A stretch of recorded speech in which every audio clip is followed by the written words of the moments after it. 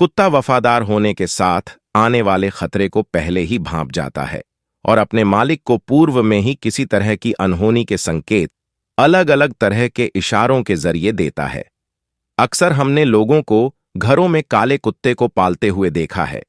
मान्यता है कि घर में काला कुत्ता पालना शुभ होता है। पृथ्वी पर जब से इंसानों का वर्चस्व बढ़ा है, तब से इंसान जानवरों को पालतू बनाकर पालता आया है और उनमें इंसानों द्वारा सबसे ज्यादा पाला जाने वाला जानवर है श्वान, यानी कुत्ता। कुत्ते के जितना वफादार साथी इंसान का और कोई नहीं है। कुत्ता वफादार होने के साथ आने वाले खतरे को पहले ही भांप जाता है और अपने मालिक को पूर्व में ही किसी तरह की अनहोनी के संकेत अलग अलग तरह के इशारों के जरिए देता है। अक्सर हमने लोगों को घरों में काले कुत्ते को पालते हुए देखा है। मान्यता है कि घर में काला कुत्ता पालना शुभ होता है। काले कुत्ते को पालने के पीछे भी कुछ रोचक तथ्य हैं जो आज हम आपको बताने जा रहे हैं। शनिदेव का वाहन। काले कुत्ते को शनिदेव का वाहन माना जाता है, इसलिए लोग शनिदेव को प्रसन्न करने के लिए भी काला कुत्ता पालते हैं। ऐसा भी माना जाता है कि जहां काला कुत्ता होता है वहां नकारात्मक ऊर्जा प्रवेश नहीं करती है। भगवान काल भैरव का सेवक। शास्त्रों के अनुसार काला कुत्ता भगवान काल भैरव का सेवक है और कुत्ते को भोजन कराने से भैरव बाबा प्रसन्न होते हैं।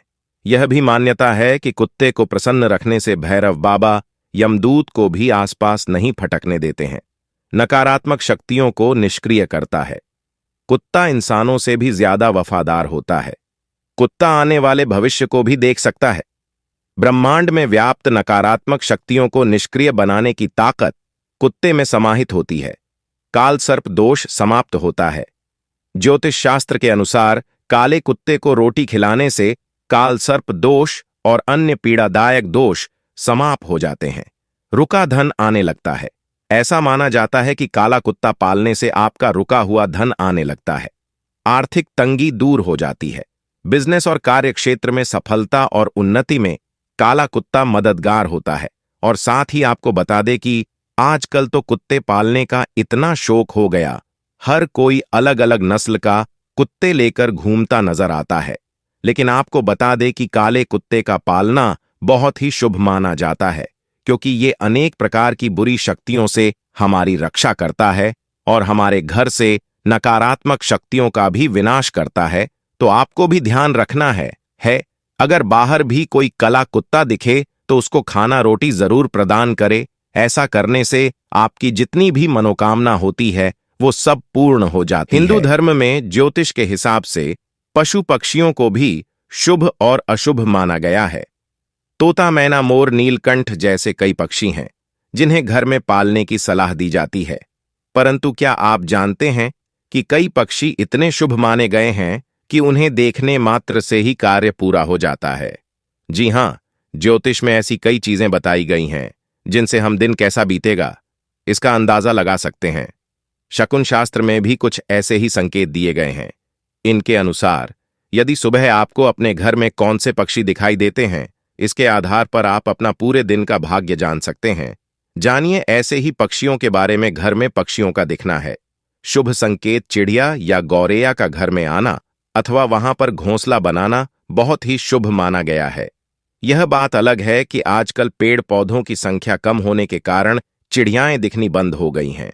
फिर भी यदि आपको सुबह सुबह अपने घर में चिड़ियाओं की चहल पहल सुनाई दें तो यह अच्छा संकेत है। माना जाता है कि ऐसा होना घर में आने वाली खुशियों का संकेत देता है। इसी तरह यदि सुबह के समय आपको तोता, मोर अथवा नीलकंठ का दर्शन हो तो इसे भी ज्योतिष में शुभ माना गया है। सुबह सुबह इन पक्षियों के दर्शन होना व्यक्ति के पूरा दिन अच्छा बीतने का संकेत है। इसलिए जब भी आपको कोई बड़ा काम करना हो तो उसकी शुरुआत उसी दिन करें। सुबह के समय मुर्गे की बांग सुनाई देने को भी शुभ माना गया है। वैसे तो आजकल सभी शहरों में बड़े बड़े मुर्गी फार्म हैं, फिर भी वहां पर मुर्गे की बांग बहुत कम सुनाई देती है। हालांकि गांवों में स्थिति अभी अलग है। वहां पर अभी भी कई बार सुबह सुबह मुर्गे की आवाज सुनाई दे जाती है। ज्योतिषीय मान्यताओं के अनुसार ऐसा होने पर व्यक्ति का सौभाग्य जाग उठता है।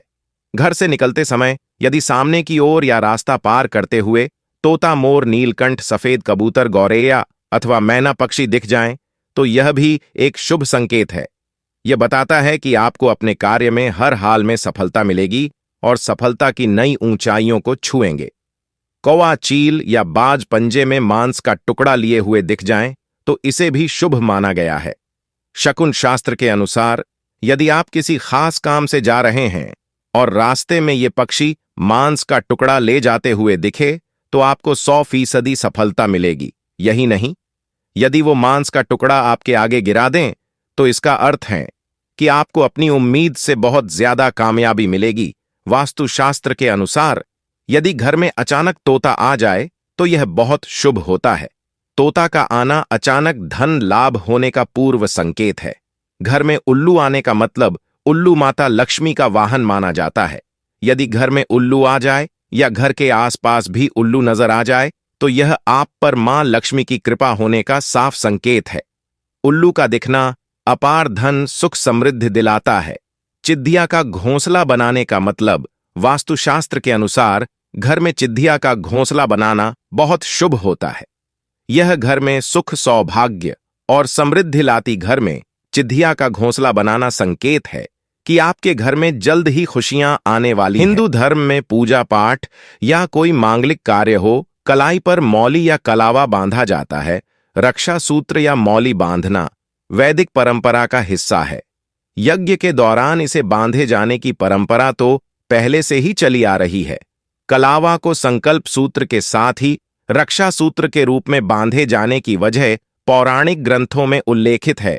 पौराणिक कथा के अनुसार असुरों के दानवीर राजा बलि के अमरता के लिए भगवान वामन ने उनकी कलाई पर रक्षा सूत्र बांधा था। इसे रक्षाबंधन का भी प्रतीक माना जाता है। इसे बांधने के क्या नियम हैं, आइए जानते हैं। छतरपुर निवासी ज्योतिषी एवं वास्तु सलाहकार पंडित हितेंद्र कुमार शर्मा से कितने दिन तक पहने। कलावा अक्सर हम सभी कलावा बांधने के बाद उसे निकालना भूल जाते हैं और वो लंबे समय तक हाथ में बंधा रह जाता है। इस तरह वो कलावा हमें अपनी ऊर्जा देना बंद कर देता है। इसलिए शास्त्रों में इसे कितने दिनों तक पहनना चाहिए इसका वर्णन किया गया है। हाथ में कलावा सिर्फ 21 दिन के लिए बांधना चाहिए। 21 दिन इसलिए क्योंकि अमूमन तौर पर इतने दिन में कलावे का रंग उतरने लगता है और कलावा कभी भी उतरे हुए रंग का नहीं पहनना चाहिए। ऐसा कलावा मानते हैं अशुभ रंग उतरता कलावा बांधना अशुभ माना जाता है, इसलिए इसे उतार देना ही उचित होता है। 21 दिनों के बाद फिर किसी अच्छे मुहूर्त में हाथ पर कलावा बंधवा सकते हैं। साथ ही ऐसा भी कहा गया है कि कलावा जब भी हाथ से उतारा जाता है तो वह आपके भीतर और आपके आसपास की नकारात्मकता को लेकर ही उतरता है। इसलिए उस कलावे को दोबारा नहीं पहनना चाहिए। हाथ से उतारा हुआ कलावा किसी बहती नदी में प्रवाहित कर देना शुभ होता है। मौली या कलावा बांधने के नियम। पुरुषों और अविवाहित कन्याओं को दाएं हाथ में कलावा बांधना चाहिए। विवाहित स्त्रियों के लिए बाएं हाथ में कलावा बांधने का नियम है।